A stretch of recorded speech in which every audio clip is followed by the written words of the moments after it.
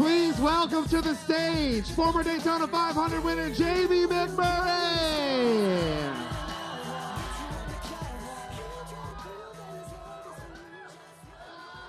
Welcome, welcome. How are you doing today? I'm good. How are you? Good. Beautiful weather. Can't complain. Yep. Now we're in Chicagoland. You're rolling off the grid 12th today. Not too shabby. How does your car look? Yeah, it feels pretty good.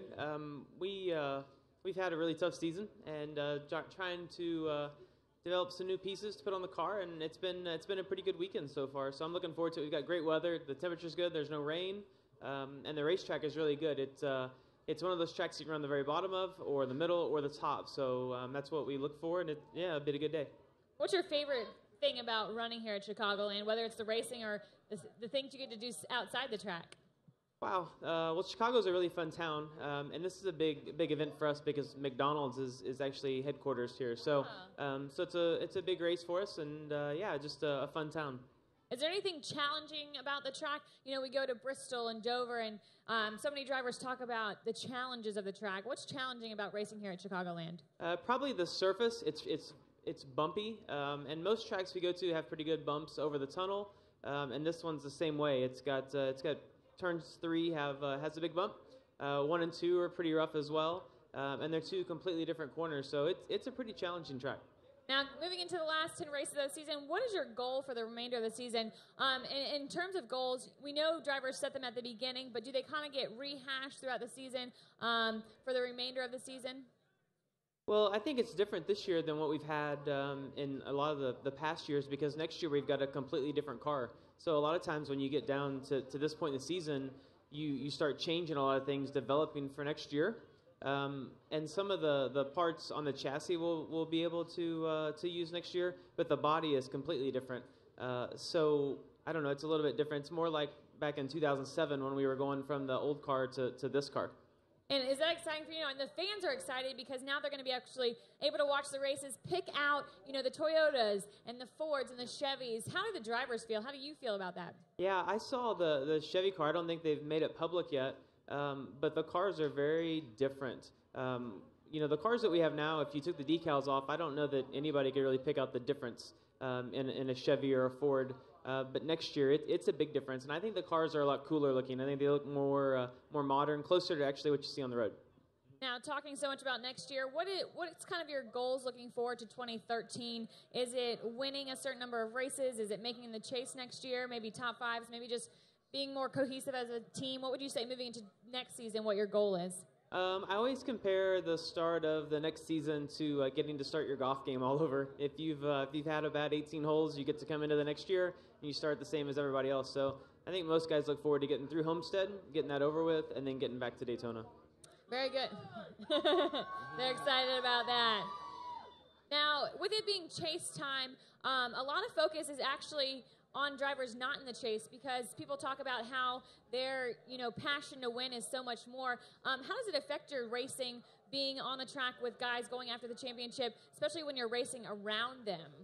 I don't think that it makes much difference here for the first 5 or 6 races. I think when you get down to the last 3, then maybe you race those guys a little different. Certainly at Homestead, it's different. I remember last year with Tony having to go to the back and him coming up through the field.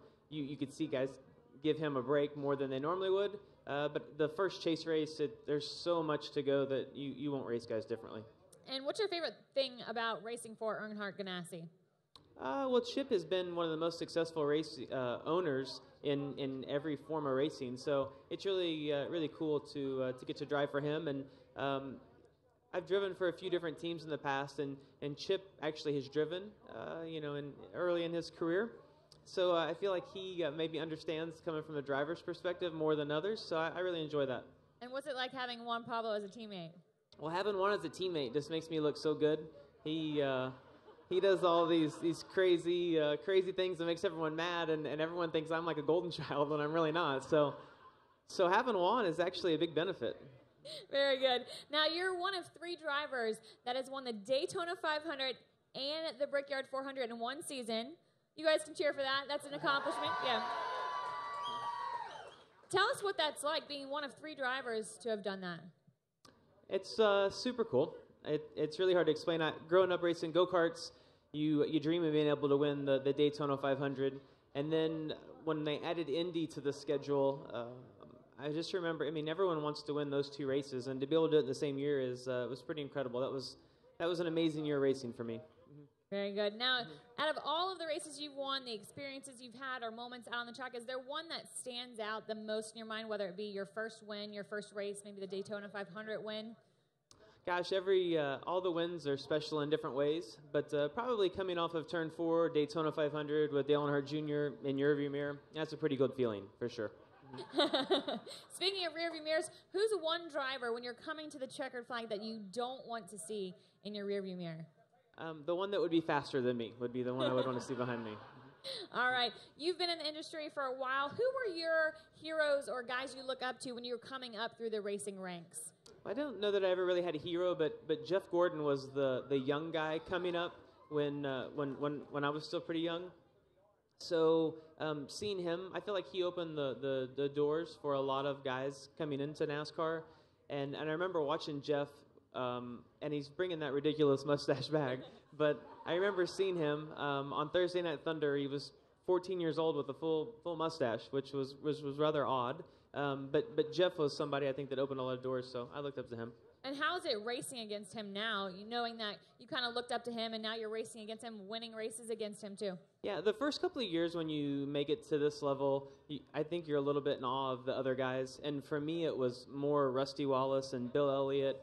I mean, it's just all those guys that you grew up watching race, and you're a little bit in awe of them until they make you mad, and then you realize that they're normal, and it's just another racer. And now I don't have those same feelings. But it was pretty crazy the first couple of years.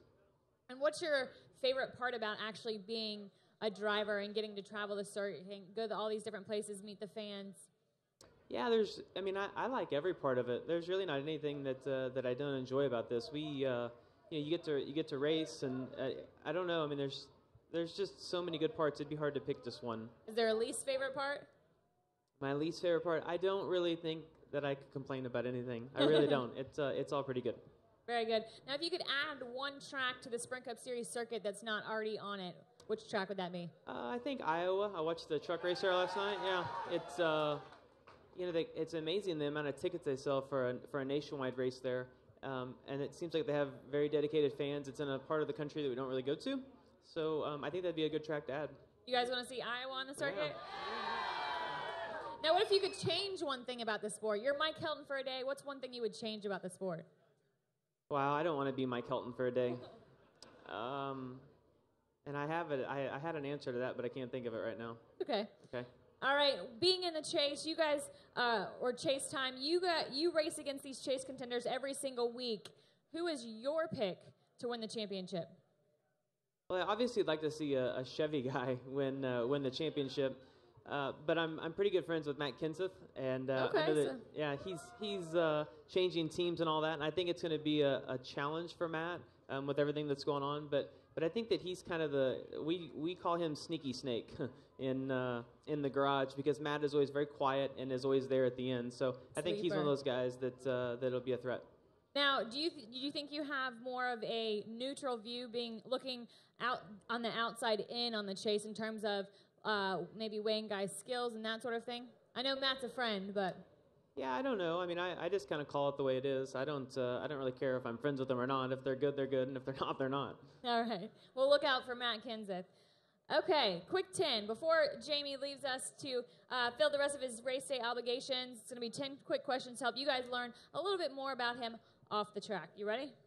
I can't wait. All right. Your favorite pizza topping? Cheese. Your favorite holiday tradition? Thanksgiving dinner. If you could have one superpower, which would that be? I don't care. I don't know. If you could trade places with one other driver for a day, who would that be? Past or present? I don't think I want to trade. I'm content. Yep. Oh, good being you. Mm-hmm. Your biggest pet peeve? People that drive slow in the fast lane. All right, your favorite subject in school growing up? Whatever the last one was, right?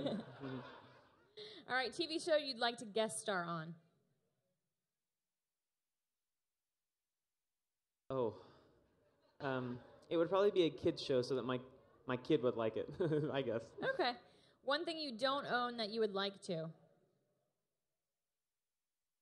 You're not doing very good. You're not doing very good. I don't know that. I'm really content with everything. You're just a happy guy. One thing you miss about being a kid. One thing I miss about being a kid is being able to be irresponsible. Irresponsibility. And finally, rounding out the quick 10, your favorite application on your phone. Oh, I'm really corny. Mine is a conversion chart from English to metric. I don't know. I know that's really bad, but I use it all the time. It's my favorite one. Very good. Let's give a big round of applause for Mr. Jamie McMurray.